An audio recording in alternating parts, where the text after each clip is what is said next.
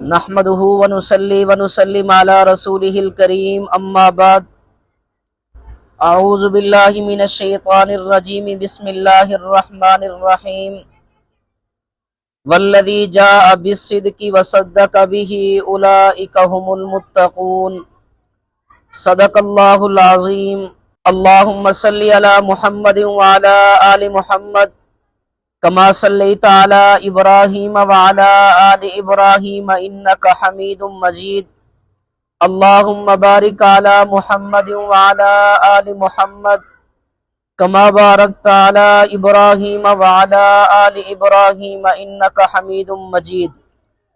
عدو کے ہر سوال میں صدیق سامنے کرو، عدو کے ہر سوال میں صدیق سامنے کرو، منافقوں کی چال میں صدیق سامنے کرو، شیطان ذہن میں کوئی جو ڈالتا ہے وسوسہ تو خیال ہی خیال میں صدیق سامنے کرو، بو جہل جو مانتا نہیں معراج کا سفر تو ایسی صورتحال میں صدیق سامنے کرو، حشر کا دن شدید تر تو مجھ کو راز کیا ہے ڈر، خدا ہے اگر جلال میں تو صدیق سامنے کرو۔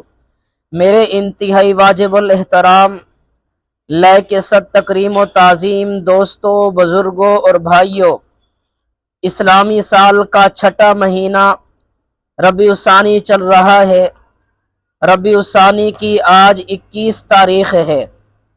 ربیع الثانی کی 22 تاریخ کو خلیفہ بلا فصل، یار غار اور یار مزار، امیر المومنین خلیفۃ المسلمین سیدنا ابو بکر صدیق رضی اللہ تعالی عنہ کی وفات ہے۔ میں اسی مناسبت سے آپ حضرات کی خدمت میں کچھ گزارشات پیش کرنا چاہتا ہوں۔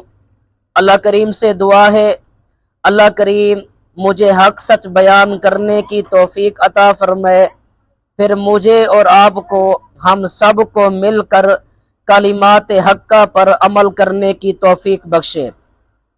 ایک مرتبہ ایک راوی نے یہ اعتراض کیا کہ مولوی صاحب تم کہتے ہو کہ نبی کے بعد سب سے افضل ابو بکر صدیق ہے، جب آپ درود شریف پڑھیں اللہم صلی علی محمد وعلی آل محمد تو درود پاک میں محمد کے بعد آل محمد ہیں، محمد کے بعد آل محمد کا ہونا یہ دلیل ہے کہ محمد کے بعد سب سے افضل آل محمد ہے۔ تم کہتے ہو کہ محمد کے بعد ابو بکر صدیق افضل ہے، اگر جناب ابو بکر صدیق افضل ہے تو درود شریف میں محمد کے بعد آل محمد کا ہونا یہ کس بات کی دلیل ہے؟ تو میں نے کہا بابا یہ فتویٰ سیدنا علی المرتضیٰ رضی اللہ تعالی عنہ پر لگئی ہے، جن سے 80 سندوں کے ساتھ یہ مروی ہے، خیر الناس بعد رسول اللہ صلی اللہ علیہ وسلم ابو بکر ثم عمر، کائنات میں انبیاء کے بعد سب سے افضل انسان ابو بکر صدیق ہے۔ تمہارے قیاس کے مطابق محمد کے بعد آل محمد ہیں، تو رسول مکرم صلی اللہ علیہ وسلم نے اپنے بعد اپنے مصلی پر حضرت ابو بکر صدیق کو کیوں کھڑا کیا؟ یہ کس بات کی دلیل ہے؟ اور سیدنا علی المرتضیٰ رضی اللہ عنہ نے حضرت ابو بکر صدیق کے ہاتھ پر بیعت کر کے ان کے پیچھے نمازیں کیوں پڑھی؟ یہ کس بات کی دلیل ہے؟ دیکھیں میرا چیلنج ہے، میرا دعویٰ یہ ہے کہ نبی کے بعد افضل ابو بکر صدیق ہے، نبی کے بعد صدیق ہے۔ اگر اللہ کے قرآن کو دیکھو گے تو قرآن میں بھی نبی کے بعد صدیق ہے، اگر اللہ کے نبی کے فرمان کو دیکھو گے تو نبی کے فرمان میں نبی کے بعد ابو بکر صدیق ہے، اگر صحابہ کرام کے پاس جاؤ گے، صحابہ کے آثار کو دیکھو گے تو پتہ چلے گا کہ نبی کے بعد صدیق ہے۔ آئیے میں اس پر چند ایک حوالہ جات، چند ایک دلائل قرآن و سنت سے آپ کی خدمت میں پیش کر دیتا ہوں۔ اٹھائیے قرآن کریم کا 5واں پارہ، اللہ کریم فرماتے ہیں اولئک الذین انعم اللہ علیہم من النبیین والصدیقین والشہداء والصالحین۔ تو یہاں پہلے نبی ہے تو دوسرے نمبر پر صدیق ہے، تو میرا دعویٰ بالکل دلیل کے مطابق ہے۔ اٹھائیے قرآن کریم کا 24واں پارہ، رب کریم فرماتے ہیں والذی جاء بالصدق وصدق بہ۔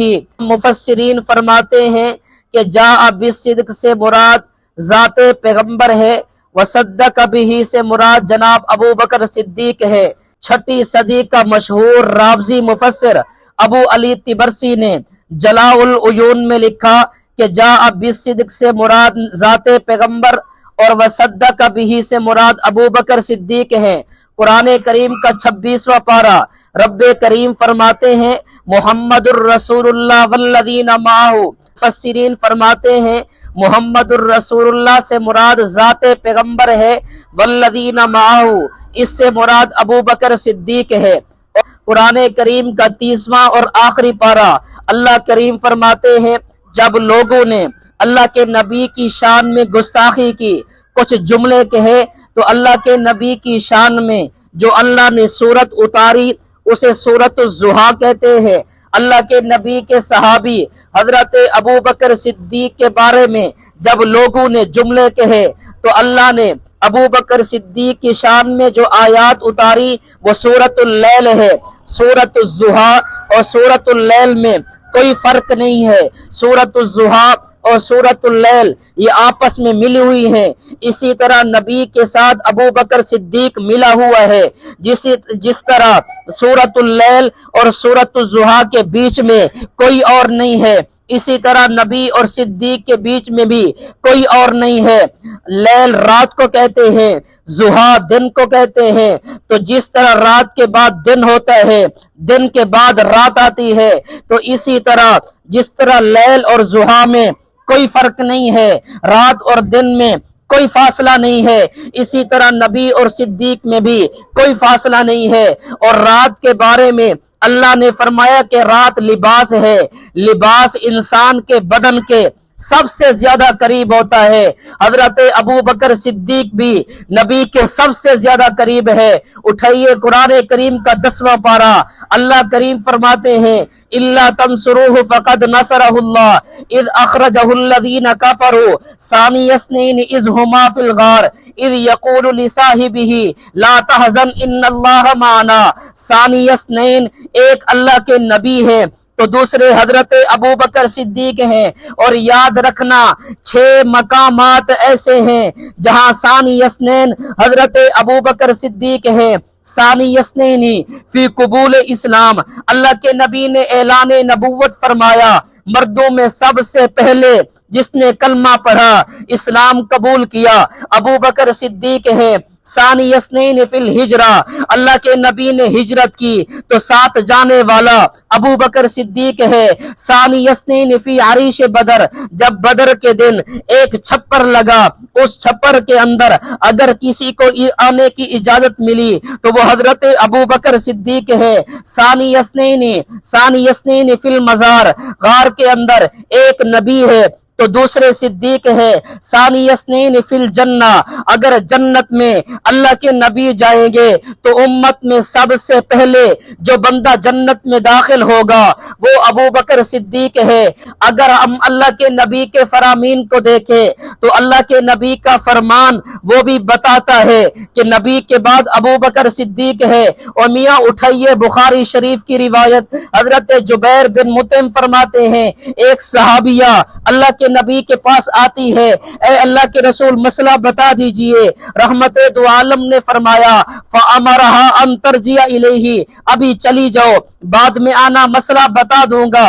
صحابیہ نے عرض کیا اے اللہ کے رسول أَرَأَيْتَ إِن جِئْتُ وَلَمْ أَجِدْكَ، اگر میں بعد میں آؤں اور آپ کا انتقال ہو جائے تو مجھے مسئلہ کون بتائے گا؟ رحمت دو عالم نے فرمایا اگر میں ہوا تو مسئلہ میں بتاؤں گا، اگر میں نہ ہوا فَإِن لَّمْ تَجِدِينِ فَأْتِ أَبَا بَكْرٍ، اگر میں ہوا مسئلہ میں بتاؤں گا، اگر میں نہ ہوا مسئلہ ابو بکر صدیق بتائے گا۔ تو یہاں بھی نبی کے بعد ابو بکر صدیق ہے۔ بخاری شریف کی روایت ہے، حضرت علی المرتضیٰ فرماتے ہیں پوری کائنات کے اندر سب سے افضل انسان نبیوں کے بعد ابو بکر صدیق ہے۔ ترمذی شریف کی روایت ہے، راوی حضرت حذیفہ ہے، رحمت کائنات نے فرمایا انی لا ادری ما بقائی فیکم، زندگی کا کوئی پتہ نہیں کب دنیا سے چلا جاؤں، فاقتدوا باللذین من بعدی اشارہ الی ابی بکر و عمر، اگر میں نہ ہوا تو ابو بکر کے پاس جانا، ابو بکر نہ ہوئے عمر کے پاس جانا۔ تو یہاں بھی نبی کے بعد ابو بکر صدیق ہے۔ ترمذی شریف کی روایت ہے، راوی حضرت انس بن مالک ہے، اللہ کے رسول نے فرمایا قال لی ابی بکر انت صاحبی فی الغار و صاحبی علی الحوض، جس طرح ابو بکر صدیق غار میں میرے ساتھ تھا، حوض پر بھی میرے ساتھ ہوگا۔ اسی طرح رحمت دو عالم نے فرمایا، روایت بخاری اور مسلم شریف کے اندر موجود ہے، اللہ کے نبی صلی اللہ علیہ وسلم حضرت ابو بکر صدیق، حضرت عمر فاروق، سیدنا عثمان غنی رحمت دو عالم کے ساتھ احد پہاڑ پر موجود تھے۔ احد پہاڑ لرزنے لگا، اس پر لرزہ طاری ہوا، رحمت کائنات نے فرمایا اسکن احد فلیس علیک الا نبی و صدیق و شہیدان، اے احد پہاڑ تو سکون اختیار کر، تجھے پتہ نہیں تیرے اوپر ایک نبی ہے، ایک صدیق ہے اور دو شہید ہیں۔ تو یہاں پر بھی نبی کے ساتھ صدیق ہے۔ اگر اللہ کے قرآن کو دیکھو گے نبی کے ساتھ ابو بکر ہے، اگر اللہ کے نبی کے فرمان کو دیکھو گے نبی کے ساتھ ابو بکر ہے، اور اسی طرح اگر آج نبی کے روزے کو دیکھو گے تو آج بھی نبی کے ساتھ ابو بکر صدیق ہے۔